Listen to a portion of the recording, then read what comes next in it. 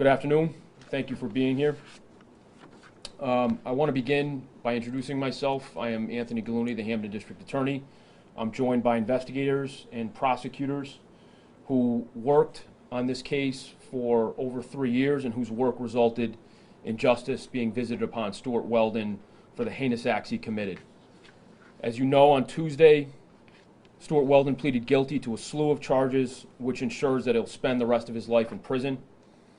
Notably, Weldon pled to each of the 3 murders he committed, which today formally result in his being sentenced to 3 consecutive life sentences, each without the possibility of parole.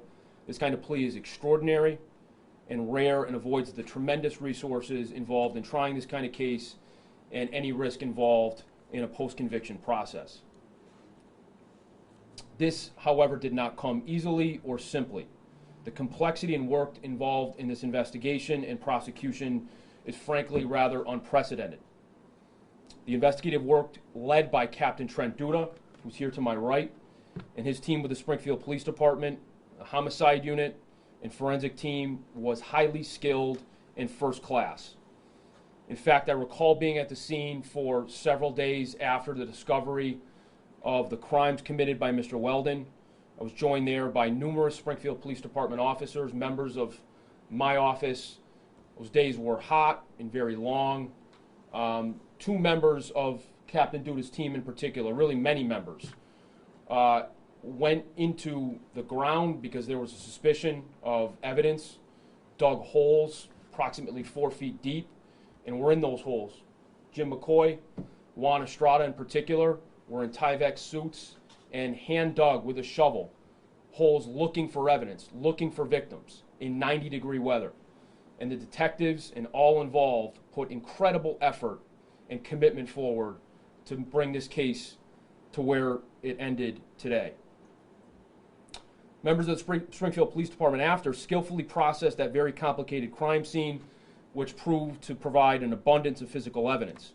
In the days and months afterward, members of the Springfield Police Department and members of my office worked this investigation and followed up with the living survivors who ultimately came forward and whose cooperation and testimony only stretched the bounds of what we learned about Weldon's depravity. As a result, in August of 2018, the case was presented to a grand jury, resulting in a remarkable 52-count indictment against Stewart Weldon. The work after that involved hours on end of organizing, preparing, and presenting a case. And a case of this magnitude has responsibilities nothing short of enormously difficult and time-consuming. The work was taken on head-on by our team and done with skill and integrity and led to this virtually unprecedented plea of pleas to 3 consecutive life sentences. This result would not have happened without the combined work of the prosecutors, advocate staff, and police who worked late into evenings and almost every weekend in the last several months. Their work and this result makes me incredibly proud to lead this office and stand here today. First and foremost, I want to thank Assistant District Attorney and Chief Trial Counsel and the lead prosecutor in this case, Max Bennett.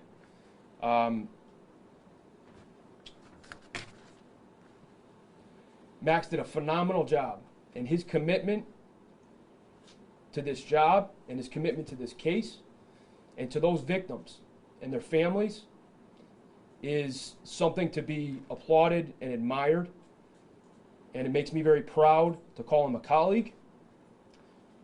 And the work he did for those living victims, as you heard expressed in the courtroom, was remarkable. He brought forward women who in most cases had been marginalized in society, who had been abused and forgotten about, and had no confidence in the system or anybody around them. He and our team, including Margot Piella, the victim witness advocate, brought them forward, worked with them day after day, week after week, and month after month, preparing for trial. And we had every confidence to believe that they would have come forward and testified truthfully in order to convict Stewart Weldon. And that work and that preparation that Max and Margot did with these women resulted not only in favorable futures, better futures for these women, but also in this plea today. Without that, without their courage, it wouldn't have happened.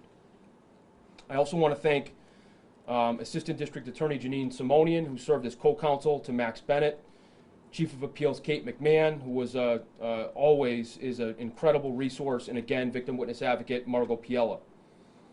I want to speak again to the courage of those women. I want to thank them and express my admiration, as that many of them spoke today in court about what they suffered at Stewart Weldon's hands.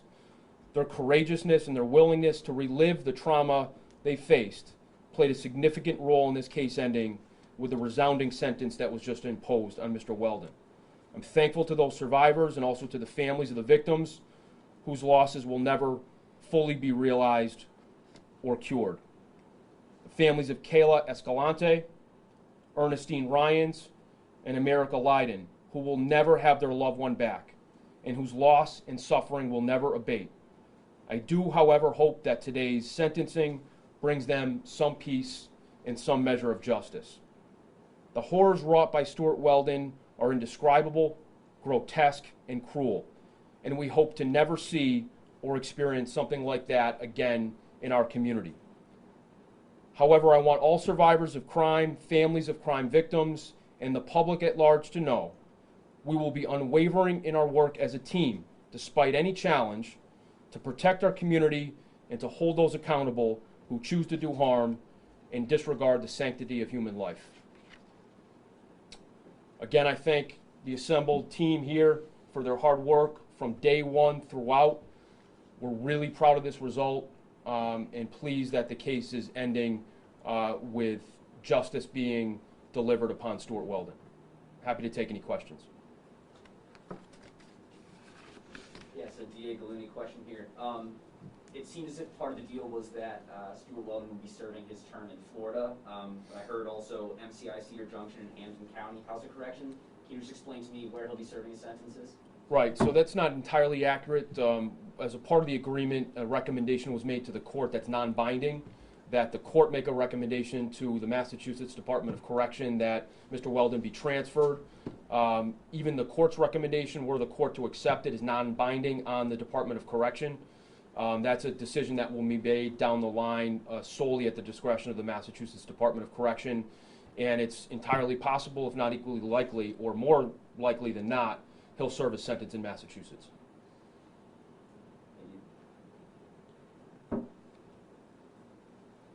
What was it like, Max, to convince the living victims to come forward and cooperate with law enforcement? It was a bit of a process, obviously, given what they've gone through. There was some initial hesitance, but it was actually quite inspiring because, as I said in court today, none of these women had come forward before. They were afraid to, didn't think they'd be believed. And it was when they saw on the news that it was America and Ernestine and Kayla, and they're women that they all knew and loved. That's what brought them forward. So it was quite inspiring seeing their courage, their willingness to come in here and have their lives upended, as often happens with victims in a criminal case, be questioned on every bad decision they made, and they were willing to work through that. And as I said in court, it's their courage that brought us to this point. So it was very inspiring to me.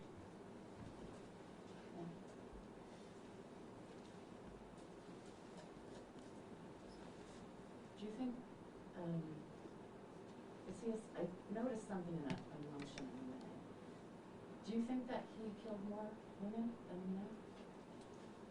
I'm not going to speak to that more specifically than to say there's no evidence to show that he committed any other crimes.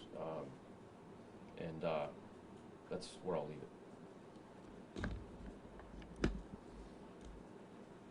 Anybody else? Thank you.